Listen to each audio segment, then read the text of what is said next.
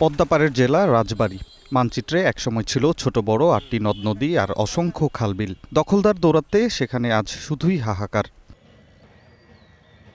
জেলার ঐতিহ্যবাহী চন্দনা নদী চলে যাচ্ছে ইতিহাসের পাতায়। কোথাও হাঁটু পানি, আবার কোথাও দখল করে চলছে চাষাবাদ, কোথাও আবার নির্মাণ হচ্ছে কাঁচা পাকা স্থাপনা।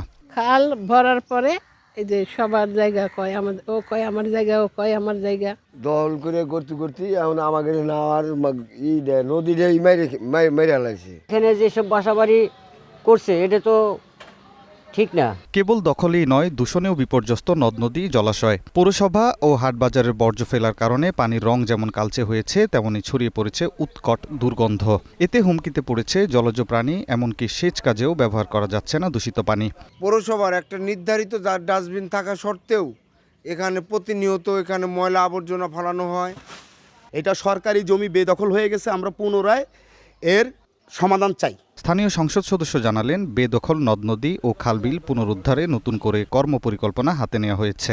আমাদের এই এলাকায় যে সমস্ত খালগুলো বেদখল আছে এবং যে সমস্ত খালগুলো এখনও নানা রকমভাবে প্রতিবন্ধকতা তৈরি হচ্ছে, সেই খালগুলোকেও আমরা কেটে পর্যায়ক্রমে আমরা কার্যকর করে তুলব ইনশাআল্লাহ। প্রাণ ও প্রকৃতির ভারসাম্য রক্ষাকারী নদ নদী খালবিল উদ্ধারে সরকার শতভাগ আন্তরিক হবে, এমনটাই চাওয়া সাধারণ মানুষের। অনন্য সাদিক, গ্রিন নিউজ ডেস্ক।